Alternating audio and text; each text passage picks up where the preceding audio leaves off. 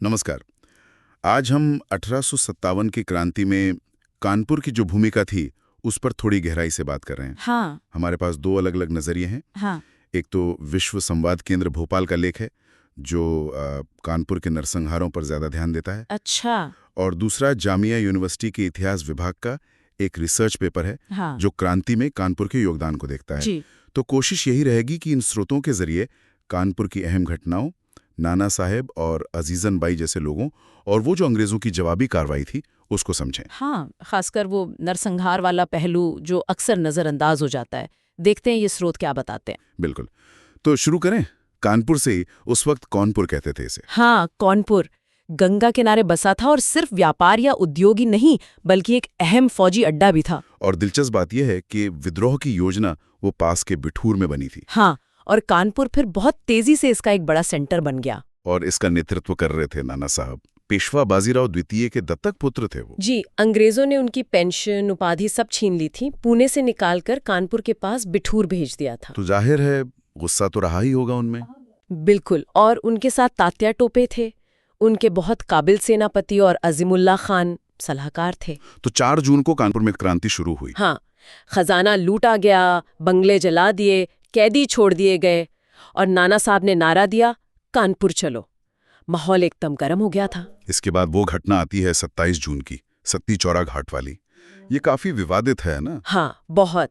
General wheeler ने surrender कर दिया था और अंग्रेजों को नावों से इलाहाबाद भेजने का एक समझौता हुआ था। लेकिन फिर यहीं पर दोनों स्रोतों में थोड़ा फर्क है।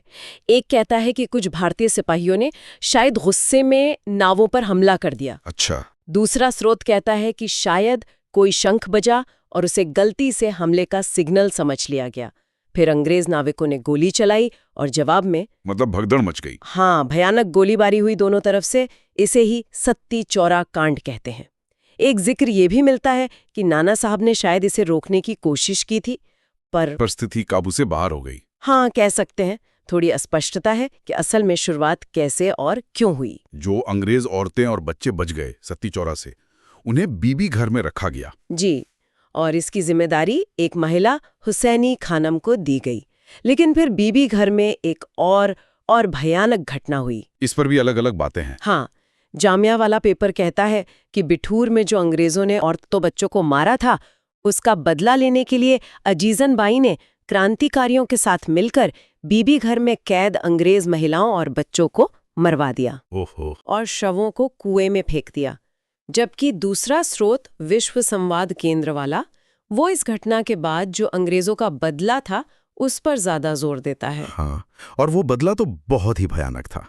लगभग 16-17 जुलाई को जनरल नील और हैवलॉक कानपुर पहुंचे। और ये दोनों अपनी अपनी क्रूरता के लिए कुख्यात थे। विश्व संवाद केंद्र वाले लेख के हिसाब से तो कानपुर और बिठूर में 1 हफ्ते से ज्यादा कत्लेआम चला। हाँ, आंकड़े तो रोंगटे खड़े करने वाले हैं। 20,000 से ज्यादा लोग, सिर्फ कानपुर शहर में 6,000। 20,000। ये दिखाता है कि अंग्रेज कानपुर को कितना बड़ा खतरा मान रहे थे। मतलब आमतौर पर एक जनरल भेजा जाता था किसी जगह, यहाँ 2 भेजे गए थे। और अत्याचारों का जिक्र कैसा है? वो तो बहुत विभत्स है। पकड़े गए सिपाहियों को बीवी घर ले जाकर जबरदस्ती वो खूनसनी जमीन चटवाई गई। क्या? हाँ, फिर उन्हें फांसी दी गई या तोपों से उड़ा दिया गया। हैवलॉक ने तो उन 134 भारतीय सैनिकों को भी गोली मारने का हुक्म दे दिया जो क्रांति छोड़कर वापस अंग्रेजों की नौकरी में आना चाहते थे। मतलब कोई रहम नहीं। बिल्कुल नहीं। गांव के गांव घेर कर जला दिए गए ताकि कोई बच न पाए। जीटी रोड के किनारे के सारे गांव जला दिए। कानपुर में मेघदूत चौराहे पर तो बकायदा फांसी भर बना दिया था। कमांडर शेरर ने अपनी किताब में लिखा भी है ये सब। इसी माहौल में एक और नाम आता है जिसका जिक्र आपने पहले भी किया, अजीजन बाई। हाँ, अजीजन बाई। जामिया पत्र बताता है कि वो एक तवाइफ थी और नाना साहब से प्रेरित होकर इस लड़ाई में शामिल हुई। एक तवाइफ का इस तरह से सामने आना, ये अपने आप में बड़ी बात रही होगी उस वक्त। बिल्कुल। उन्होंने न सिर्फ हथियार चलाना सीखा बल्कि दूसरी तवाइफों को भी सिखाया। मस्तानी टोली नाम से एक ग्रुप बनाया। अच्छा। हाँ, वो मर्दों के भेस में घोड़े पर घूमती थीं, लोगों को क्रांति के लिए प्रेरित करती थीं, घायलों का इलाज, हथियार पहुंचाना, यहाँ तक कि अंग्रेजों की जासूसी करके खबरें भी पहुंचाती थी। काफी दिलेर थी। बहुत। नाना साहब तो उन्हें अपनी बहन मानते थे। जब वो पकड़ी गई तो उनसे क्रांतिकारियों की जानकारी मांगी गई। उन्होंने मना कर दिया तो उन्हें गोली मार दी गई। उन पर लोकगीत भी बने हैं। लेकिन अंत में 6 दिसंबर को सर कैम्पबेल ने कानपुर पर फिर से कब्जा कर लिया। हाँ, तात्या टोपे पकड़े गए, उन्हें फांसी दे दी गई और नाना साहब वो नेपाल चले गए, उनका फिर पता नहीं चला। तो इतिहासकार आज भी बहस करते हैं कि ये क्या था, सिपाही विद्रोह, पहला स्वतंत्रता संग्राम या कुछ और। हाँ, ये बहस तो चलती रहती है, लेकिन नतीजा एक साफ था। ईस्ट इंडिया कंपनी का राज भारत से खत्म हो गया और सत्ता सीधे ब्रिटिश क्राउन के हाथ में चली गई। बिल्कुल। और एक अजीब सी बात है ना कि जिस जनरल हैवलॉक ने कानपुर में इतना कत्लेआम मचाया, उसी के नाम पर अंडमान में एक द्वीप का नाम हैवलॉक द्वीप रखा गया था। हाँ, ये विडंबनाई है। हालांकि अब उसका नाम बदल दिया गया है। हाँ, प्रधानमंत्री मोदी ने उसे स्वराज द्वीप नाम दिया।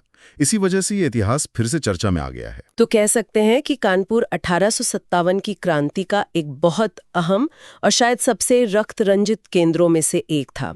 नाना साहब, अजीजन बाई जैसे किरदार यहीं उभरे। हाँ, और हमने सत्ती चौरा और बीबीघर जैसी घटनाओं पर अलग अलग नजरिए देखे और फिर अंग्रेजों का वो भयानक बदला भी समझा, जैसा हमारे स्रोतों में मिलता है। बिल्कुल। और जाते जाते एक सवाल शायद सोचने के लिए छोड़ सकते हैं हम जी, कि 1857 का विद्रोह अपने फौरी मकसद में तो नाकाम रहा, लेकिन दोनों तरफ से जो ये इतनी क्रूरता हुई, उसने आगे चलकर भारतीय राष्ट्रवाद और आज़ादी की लड़ाई के तरीकों को कैसे शक्ल दी होगी, ये सोचने वाली बात है। हाँ बिल्कुल, इस क्रूरता का असर जरूर गहरा रहा होगा।